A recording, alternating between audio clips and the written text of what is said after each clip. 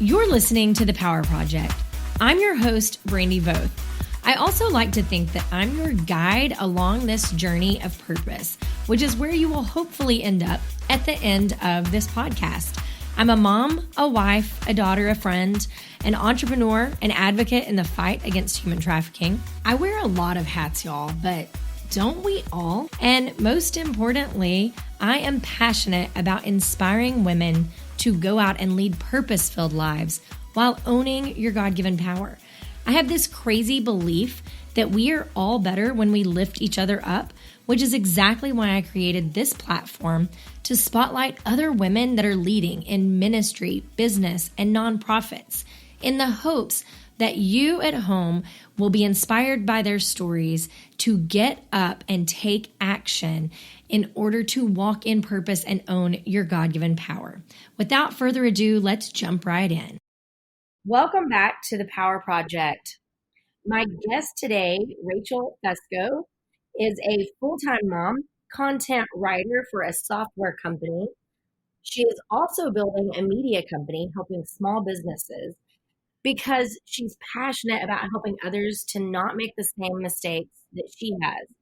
I personally am really excited to get into this interview because not only does she have some good tips for those of you like myself that are at home building something and creating something right now, she also has some great personal experiences in life that I think are going to serve us all well. So you guys, let's say hi to Rachel. How are you doing today, Rachel? Hey, Brandy. Thank you so much for having me on. I appreciate it. Absolutely. Hey, did I pronounce your last name right? Is it Fesko? It is Fesko. That's correct. I get Fresco. I'm like, where did you get that R from? So I try to ask because I have a last name that gets mispronounced on a regular basis. So I always want to make sure that I didn't call you something completely crazy. So you're like me. You've got to spell your last name everywhere you go. Exactly. Yeah, it's both. V as in Victor, O-T-H. And then still get it wrong. So are you in North Carolina? Is that correct? Yeah. So I work in Charlotte, North Carolina. My husband and I live right over the South Carolina border in a little town called TKK. Okay. I am obsessed with South Carolina. I'm obsessed with Charleston.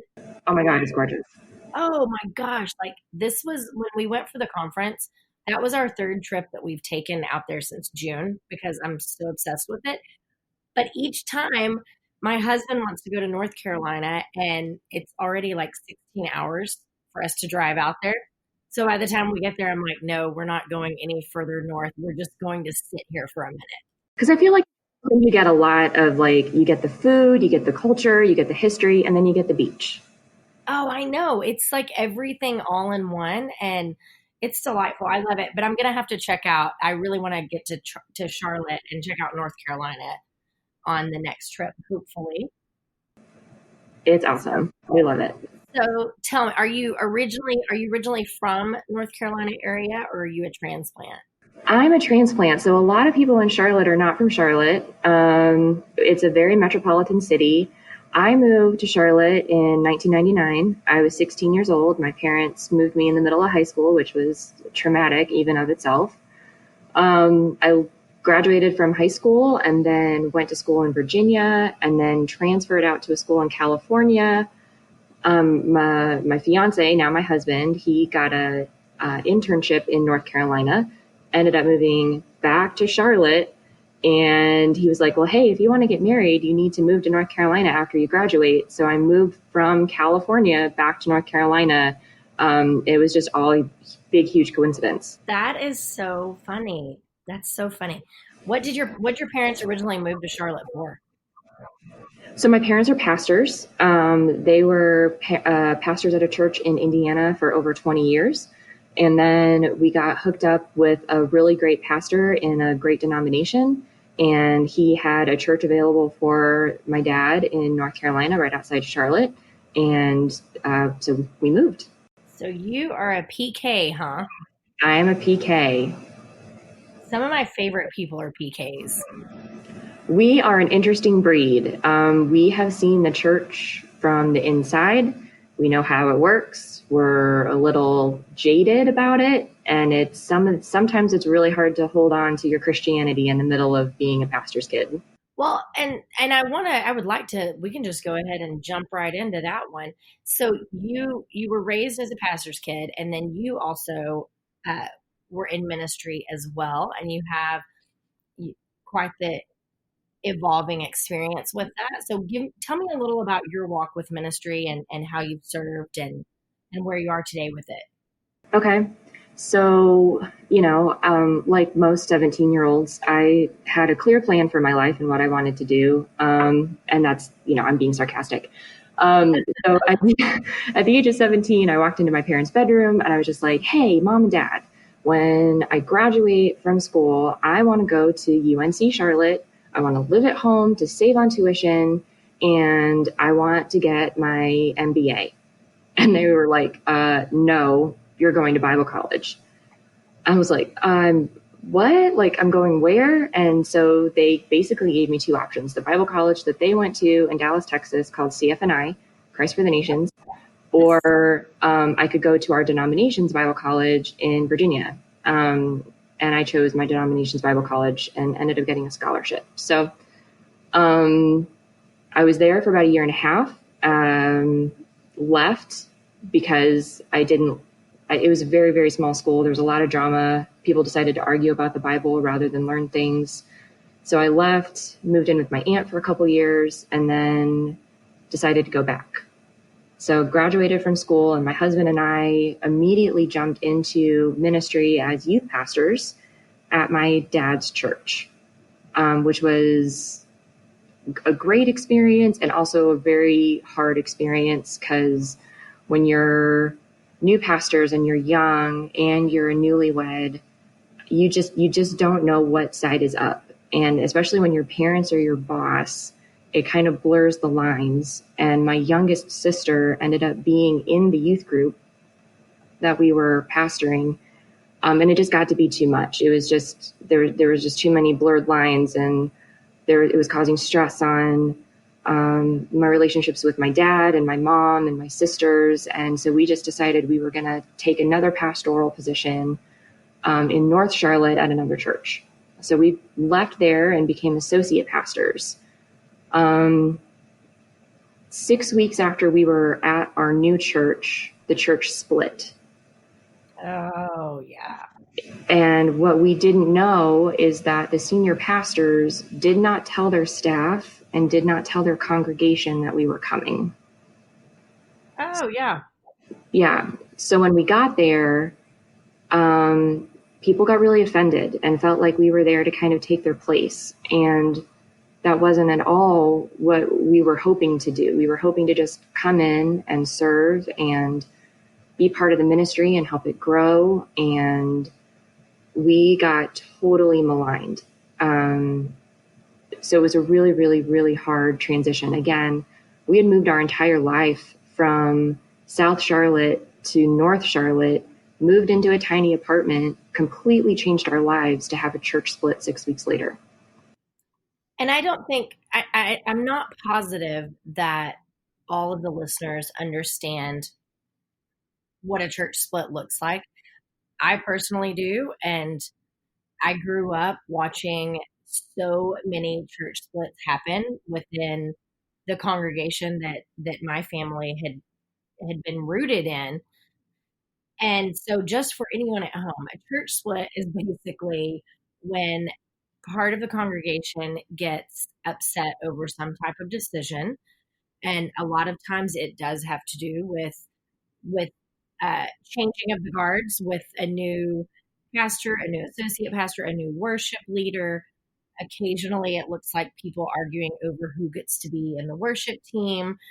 And it literally is part of the church decides that they are leaving and going elsewhere. And it feels like it feels like a divorce, in my opinion, where you have these people that you're doing life with, that you have, this is your church family. You're supposed to be people that love each other and support each other, and then you get upset and you split. So just side note and disclaimer, it's a really nasty, awful display of humanity. And when you're brought up in a church and you believe like God is love and you're supposed to love each other and there's grace and there's understanding, and then for a church split to happen, it's devastating, especially when we were new and we hadn't had the opportunity to really understand what we were walking into. So we went from being associate pastors to the worship pastors because the worship pastor left. And the pastor's wife also wanted to lead worship. And she's gifted. She had a good voice, but she didn't know music. And my husband and I are both classically trained. So when I started leading worship, like, I may not be the best singer, but I know how to read music. I know how to lead a team. And I know that I can lead people into the presence of God. Like, those are the things that I know that I'm capable of doing. This woman, this pastor's wife, used her authority in such a hurtful way that I walked away every single Sunday feeling like I had no talent. I couldn't sing. I couldn't lead the team. And I had no gifting or ability. So after 6 months of that, I stopped going to church there. My husband continued to serve. That's hard. It was extremely hard. I was in tears every single Sunday. Every single Sunday I was crying.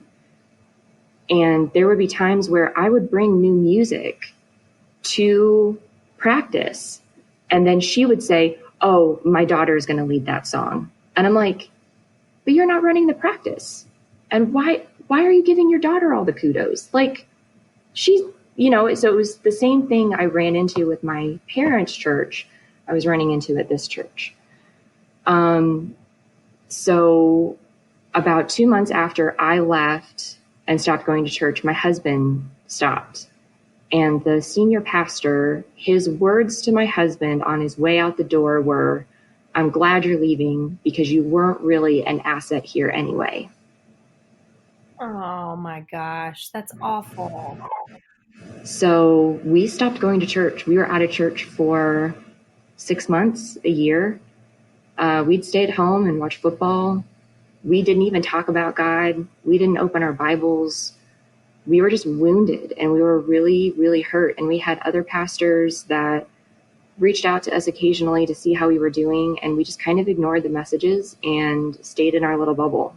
We were still in that itty bitty apartment that we had moved to with our 80-pound golden retriever.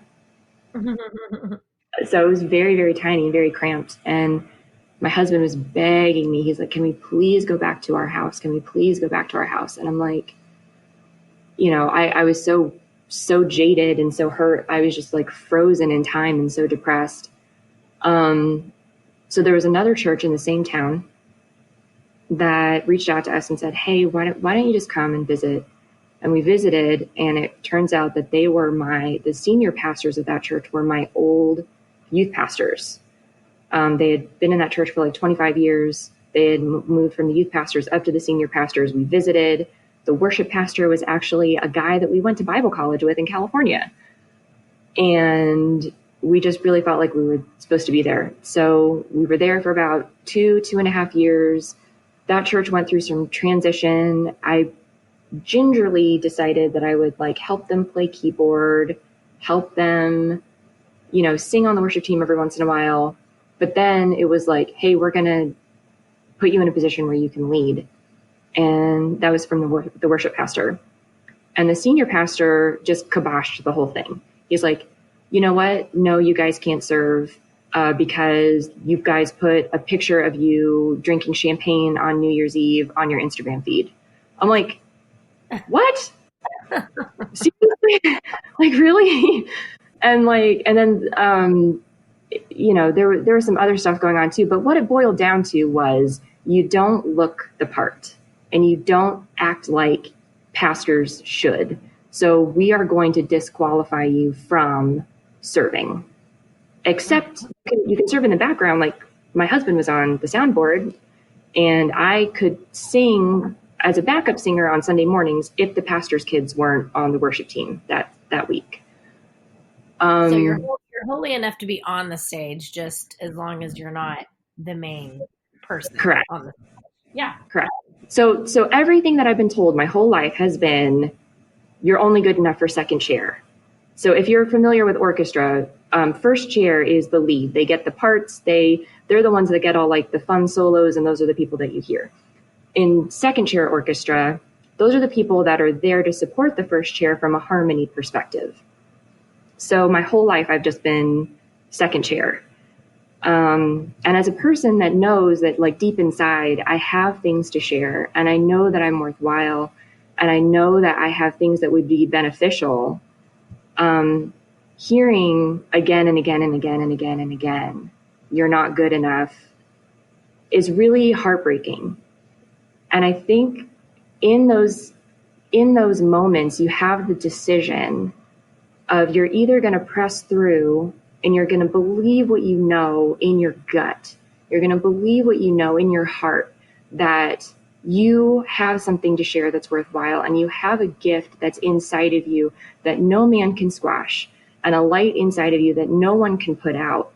Or you're going to believe the lie. And you're going to believe the lie that you're always going to be second chair, and you're never going to be able to lead, and you're never going to be capable of doing the things inside that you know. So I was at a really, really strong, like huge crossroads in my life after I'd been through 3 churches, and they'd all said the same thing. And I just decided, you know what? I'm going to believe me over you. And I'm going to believe God over you. And so we walked away from that church too. So, and I think that what you just mentioned, when you got to the point where you realized I'm going to believe God over man, is those are some pretty powerful words. And I think that so many of our insecurities and so many of our self-doubt and so much of our lack of self-assurance comes from listening to man instead of the person, the being that created all of us. And he created you for a reason. He created you for a purpose. He created you with that fire in your heart and those talents and those gifts to be able to serve and bring glory to him, even if it looked even if you hadn't found the correct place to be able to serve and bring glory to him. So continue. I just wanted to jump in there because I loved those words. Well, I mean, and it took me a long time to own those words. Mm-hmm. For so long, like we jumped out of our denomination. So yeah, we joined a non-denominational church, and we literally just attended. We were in a small group. We were not leading in any capacity. I had another kid. We just laid really, really low and really did some like soul searching of, do we belong in ministry? Do we have a calling? Maybe our calling is just our kids right now. Maybe that's just the season that we're in, is that rather than our kids having to be there for 2 or 3 services and practices and all of it, maybe our calling is just our kids right now. So that's what we believed, and I still believe that, and we just poured our lives into our children and attended church. During that time, my son got saved at our new church, which was amazing. Totally on his own. And then, we decided that we were going to move. So we moved to TGK, and the church that's right down the street, Foursquare Church. We're like, no way. So we walked in on a Sunday morning, and the senior pastor was the older brother of the senior pastor that I served under while I was in California at the church I led worship for when I was in college. Oh my gosh. Like, zero coincidence. So we've been there for about a year, a little over a year now. We're leading a small group. I just photographed his daughter's wedding. And we're growing and we're healing. And that pastor has revolutionized our life. Like, we just got reordained and relicensed to be pastors about a month ago. And I think that I know that you and I had chatted earlier about this, but you found yourself, and I was raised in a very legalistic religion, and everyone had to look the part for sure.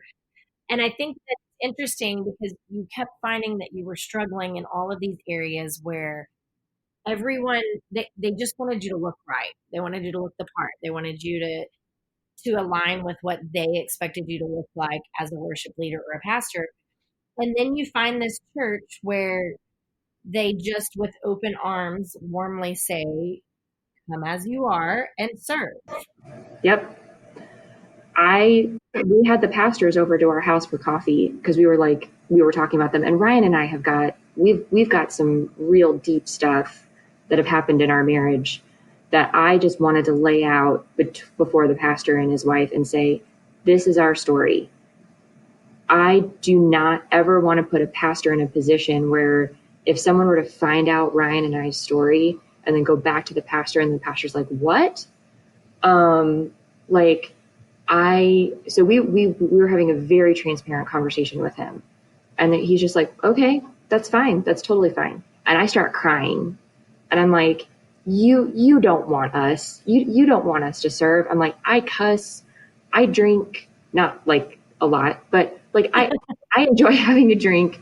I'm sarcastic. I'm rough around the edges. And the pastor's like, that's fine. That's totally fine. We need that. We need more of that.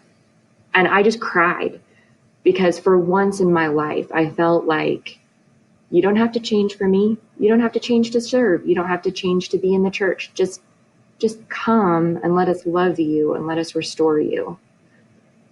And literally, isn't that, I mean, that is what Jesus would say to you. That, I can just imagine you sitting here having this conversation with it not being your pastor, with it being Jesus, and you saying, you don't want to pick me. You don't want to choose me. These are all the things. And Jesus is saying, that is exactly why I want you. And that is one of the most liberating, freeing places that a person can step into when they realize the grace of Jesus and ignore the legalism and the judgment of man and just say, let me serve. Here I am. I mean, hello, let's look at the people Jesus ran around with. He was not running around with the perfect people or the people who looked like they had it all together, Yeah, because here's the deal. A lot of people that are in church leadership, not our church, but a lot of people that are in church leadership feel like they have to have it all together.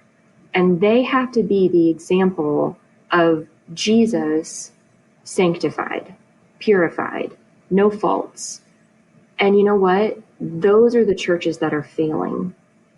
The churches where you have to walk in looking a certain way, acting a certain way, and you've got your church face on Sunday, and then you go out and you're the real you the rest of the week.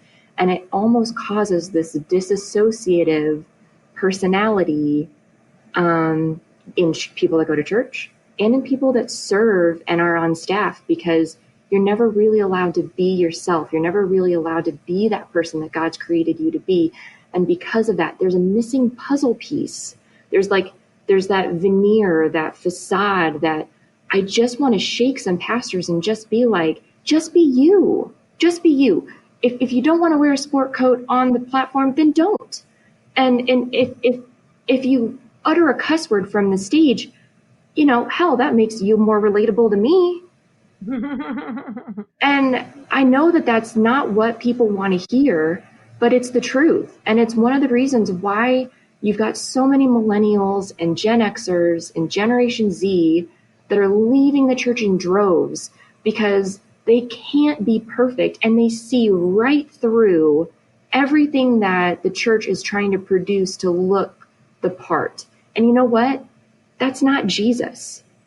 Jesus is stooping down and stopping the men from stoning the adulterous woman. Jesus is picking the guys that are catching fish. And that was not a glamorous job. They're basically like the truckers of the day, but Jesus is picking them. Jesus is picking the tax collectors and the people that are at the bottom and saying, you have worth. I see it in you. Follow me. let me disciple you, let me teach you. Because what he said is, go and equip the saints for the work of the ministry. And what the church has said is, well, only those saints over there that look right. I'm going to pick those saints. And that's not what Jesus said. Jesus said, equip the saints. So that means even if you don't agree with equipping them, the Bible still says to equip them. So their vision may not line up completely with your vision. Equip them anyway, because you never know if their vision and them coupling with yours may take your church to the next level, may take your ministry to the next level, because they're bringing in a fresh perspective. And the dying church are, well, we've never done it that way before. Okay, but if you don't change, you don't change. And if you don't equip the saints that want to be equipped, they're just going to go find somewhere else to do it. Whether it's with you, whether it's with a secular workplace, whether it's with another ministry, they'll find somewhere where they can fit in. Because they're tired of the facade, and they're tired of finding ministries that aren't authentic. And the best leaders I have ever followed are the ones that lead with a limp. They're the ones that have failed. They're the ones that have been through the ringer, and they share those experiences and make you feel like you can conquer the world. Because if they've been there, then you can be there too. And you don't have to be perfect, and you don't have to look the part or say the right things or do the right things in order to minister to people. You just have to be yourself. Hey guys, are you on the email list? Are you getting my weekly newsletters where I wrap up what we've chatted about on the podcast, as well as what I have going on in life? Well, guess what? You should be. Because in case you didn't know, I have a book coming out soon, and you're going to want to be one of the first people to find out about that. So in order to stay on the list with the rest of the cool kids, you can head over to the website, the-powerproject.com, subscribe to the newsletter, and you'll never have to miss out on any of the inside secrets ever again. Also, are you looking to create your very own newsletter? Are you wanting to amp up your email marketing tactics? Maybe you have no idea where to start. Maybe you're not sure how to even create a really nice looking email, or how to get it on a system where it isn't completely time consuming each and every single week to update your audience. You're going to want to check out Flowdesk. That is the new platform that I'm using to host my email marketing. And you guys, it is a game changer. I can't even tell you how beautifully crafted the email templates are over there, or how completely easy it is to use that program. I'm loving it. I've been sending out emails like crazy to my network with Flowdesk. And trust me when I say anyone can use it. It is a step-by-step guide. You're going to absolutely love it.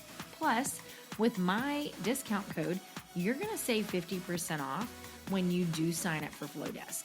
So you're going to get a month for free, and then you can get 50% off after that by using discount code POWERPROJECT. So that's flowdesk.com with the code POWERPROJECT. Okay, so that brings up a hot topic right now that I would love for you to weigh in on. Okay. That we haven't actually discussed on the podcast yet. Let's talk about Kanye West and the church. Where do you stand on this subject? Okay, so I did a Facebook post about this a couple weeks ago when his album came out. I have hated Kanye West. I hate what he did to Taylor Swift and the Hennessy bottle at the award show and the gold digger and all of it. Like, hated Kanye West. I'm like, the man's got an attitude, and his album wrecked me.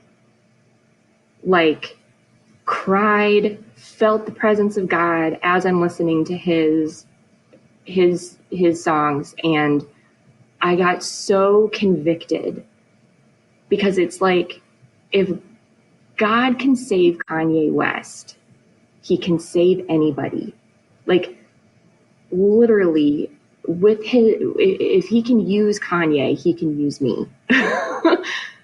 And to see his interview with James Corden, where he's just like, you know, maybe I had to be that big of a screw up and a failure in public for people to realize that Jesus could save somebody like that. And if Jesus could save somebody like that, he could save me too. Oh, I think, I haven't weighed in on it, but I have been so sad and disgusted in the church as a whole that you have a celebrity shouting from the rooftops about Jesus and Christianity, and the church, the collaborative church, wants to break it down and decide whether or not it's true, whether or not it's a publicity stunt. And meanwhile, this guy has the biggest smile on his face. There is joy radiating from his soul in every interview he does. And I'm like, is he perfect? No. Is he a baby Christian with a lot to learn? Yes. But my gosh, I hope that no one ever judges me as hard as they have Kanye with his salvation, because it's been a gross display of hypocrisy in my book. Well, and here's the deal. It's not just Kanye West. God is doing something in celebrity culture. You got Demi Lovato getting baptized in the Jordan River and saying that she needed to fill the God-sized hole in her heart. You've got Justin Bieber leading worship, okay, at one of his concerts. This is not just Kanye. This is God sparking a revival outside of the church, because the church has stopped listening to the real, authentic, true message of Jesus, which is we are a rescue boat, not a cruise ship. Oh, that's good, girl. That is good. And the church has become a cruise ship, and the pastor has become the cruise director. While there are people drowning and dying in this vast sea, and we need to be a rescue boat. So he said, okay, fine. The church, you don't want to be a rescue boat anymore? Let me go send Justin Bieber. Let me go send Kanye West. Let me go send Demi Lovato, because those are the people that the generation that I'm trying to reach is listening to. Yes. 100%. I think that'll preach. So I want to shift gears just a bit, because I feel like I could sit here and we could go on all day long with your story. I think it's amazing. So you spoke about, failure. That kind of opened us up into the Kanye and Jesus using people that have failed, and some of your best leaders have led with a limp. So failure is something that you speak to from a business aspect, as well as the journey through ministry. Tell us a little about how you got to a place where you had it on your heart to share with others about failure in business and life and overcoming that. Okay. So 2015, my life fell apart. I lost my job. I almost lost my marriage. My husband and I were separated at the time. And I had spent the last 6 years building a 6-figure photography company in Charlotte, North Carolina. I was one of the top photographers. I was featured in The Knot. I was featured in Brides Magazine. I traveled internationally. Like, I was a big deal, according to myself. And when I decided I was going to close the business because I was tired of being away on the weekends, it wasn't pulling in a profit. I was actually, I ended up $15,000 in debt when I closed my photography business, which for, when you're making money, that doesn't sound like a lot, but when you're a family of 4 and your baby's wondering where their next meal is going to come from, like, that's a big deal. So I just kind of had this revelation of, I am so unhappy with my life. Why am I unhappy with my life? And I just started breaking it down and going into therapy, and realized that the reason my business failed was because I didn't know who I was. And I was leading the business and branding the business from a place of projection of who I thought other people wanted me to be and who I thought the industry needed me to be, rather than figuring out who I was and leading it from that. So it just felt like this hamster wheel of what I thought a business should look like. And it led me to buying things that were more than I could afford, and trying things and going to conferences and photography conferences that I couldn't afford to do. And it put my family in jeopardy. So whenever I've been talking about failure, it's one of those things where I just kind of look people in the eye and say, you failed. Awesome. What are you going to do about it? And it's one of the things that I've learned to do with my son. You know, he comes home and he's such a perfectionist, and he's like, oh, mommy, I screwed this up. I don't know what to do. And I'm like, it's okay. You learned from it, and we're going to try again tomorrow. And I think the biggest thing is when you fail, you 110% have to own it. You have to own that you failed. You can't sweep it under the rug. You can't just pull yourself up by your bootstraps and try again. You've got to break it down and figure out where you failed, whether that's in ministry, whether that's in life, whether that's in business, because everything collapsed for me at the same time. It's like I lost my business, almost lost my marriage, almost lost our house. And I'm like, why? And when I started digging in, I realized it was because I had built my foundation on the bedrock of a facade. And when that facade cracked, everything fell. And when I finally got to figure out like who I was, what I actually liked, what I actually wanted, what my likes and dislikes were, not based on anybody else's opinion. When I let go of everybody else's opinion and got down to the bedrock of who I was, man, would I have run my photography business differently? Would I have ministered to those kids in the youth group and people in ministry differently? I would have done so much differently. So now I'm on the other side of that, and I'm starting to build this media company. And I'm like, you know what? That may be what other media companies are building on. That's not what I'm going to do. Like, I'm not here to reach the masses. I'm here to reach small businesses because I know how to market for small businesses.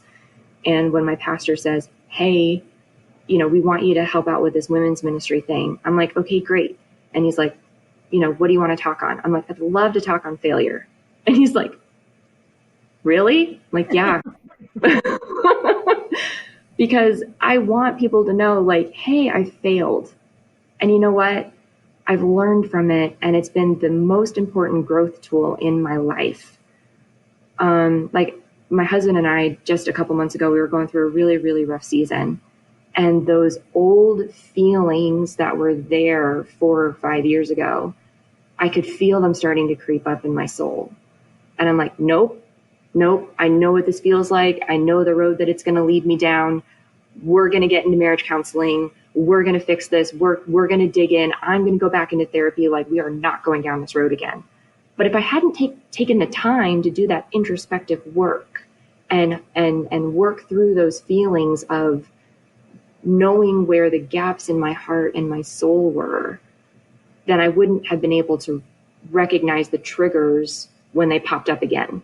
So yeah, it's just, so if I hadn't done the work and the digging to figure out where those gaps were in my soul, then I wouldn't be able to fix the problem going forward. So I think that that's one of the things that people really have to understand, is that failure is your most important growth tool. It's the thing that you can learn from most. As long as you don't sweep it under the rug, as long as you bring it out into the light and deal with it, it can be your most important, your greatest learning tool ever. But you've got to own it, and you've got to face it head on. And it was just at the Rise Business Conference where I was finally able to look at myself in the mirror and say, I am a failure. My business failed. And I knew the areas where it had failed. But now in building the media company, I'm able to say, nope, not doing that again. I'm not going to let this thing just bulldoze me. I've got 4 clients that I could just sign right now. And I'm like, you know what? I'm going to put you on hold till January because there's these systems and these processes that I need to get in place, and I need to get my financials in place, and I will sign you in January. Let's get to work in January. But I refuse to go back to shooting from the hip. Well, and I think this is such an important topic that so many people do not want to talk about. People don't want to talk about failure. And my husband and I are serial entrepreneurs. We have several different businesses. We've experienced failure at great, huge levels.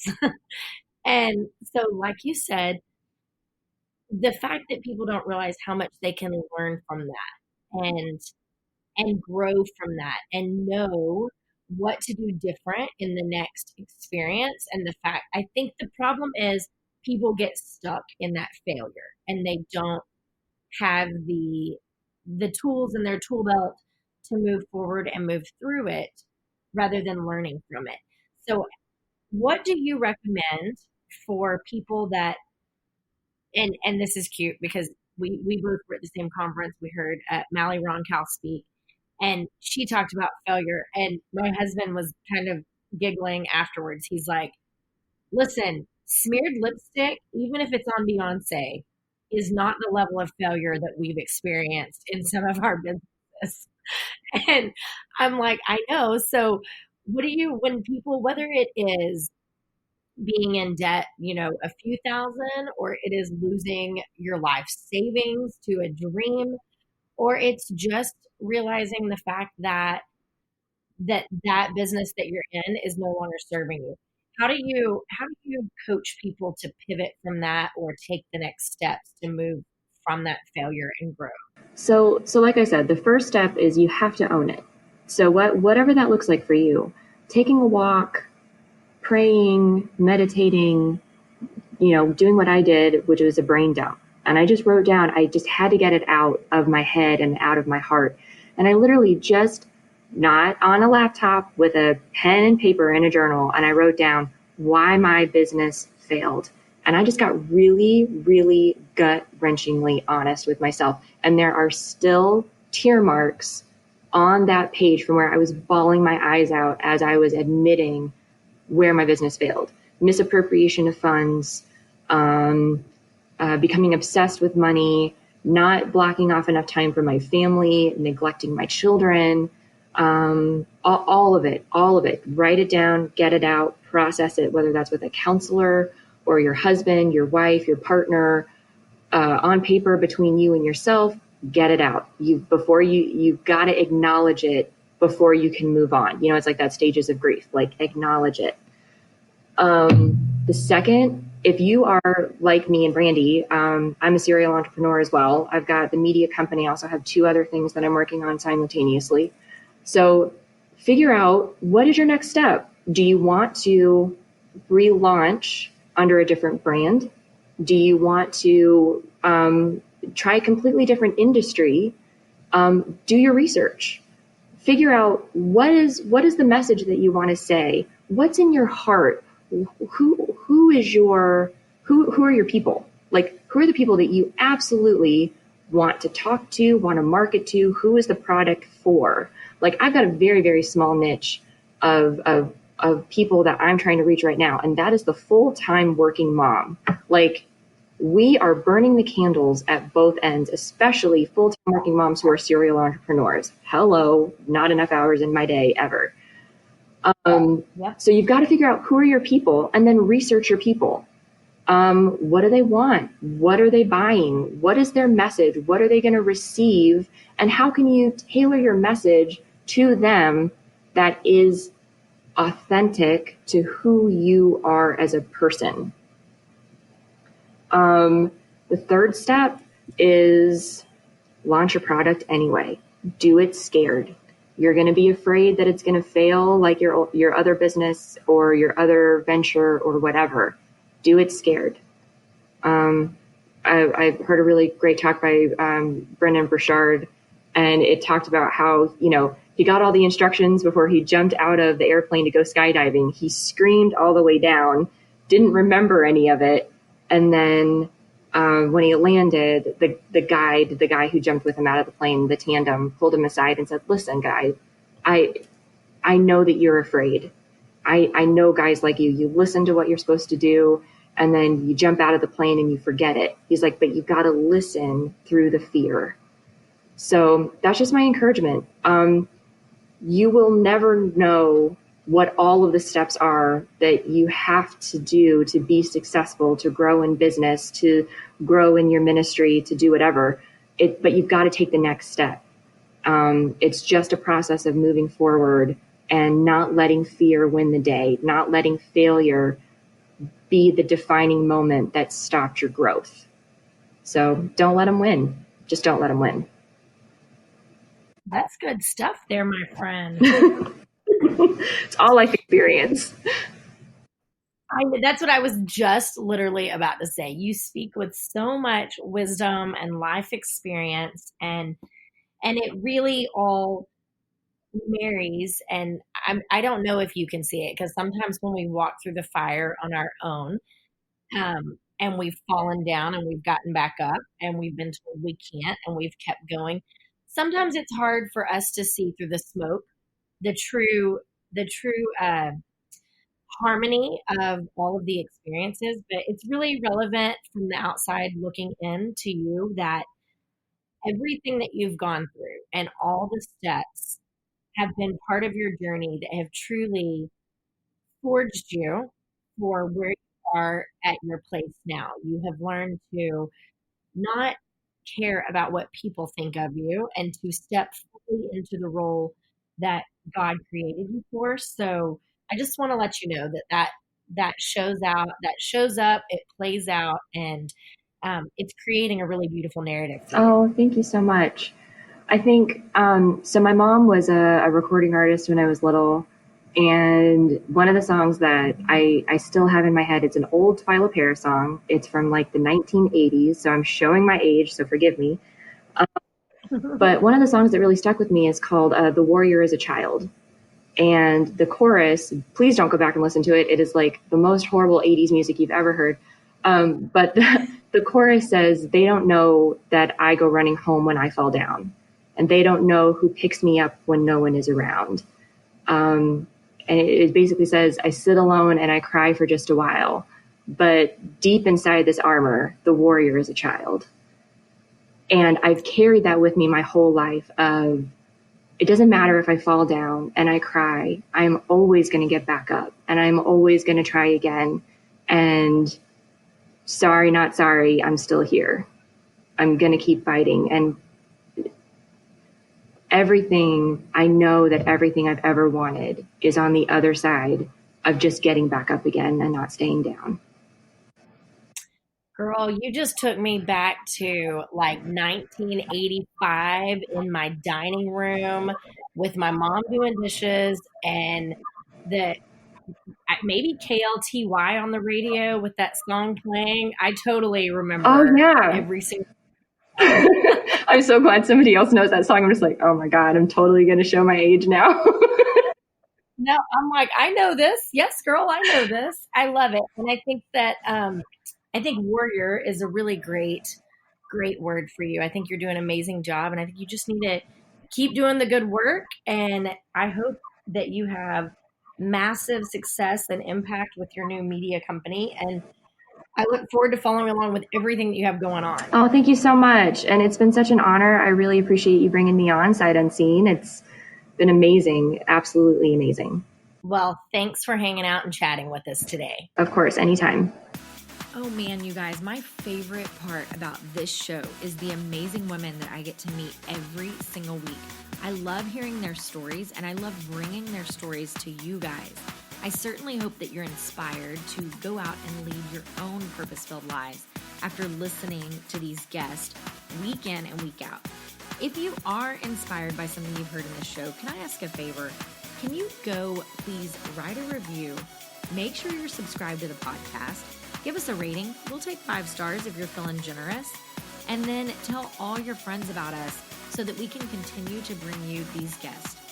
And by the way, are you hanging out with us on Instagram? Because you should be. It's at @the_power project. Check us out. As always, I hope that you enjoyed this show, and I cannot wait to chat with you next week. But until then, you guys go out and lead your best purpose-filled lives.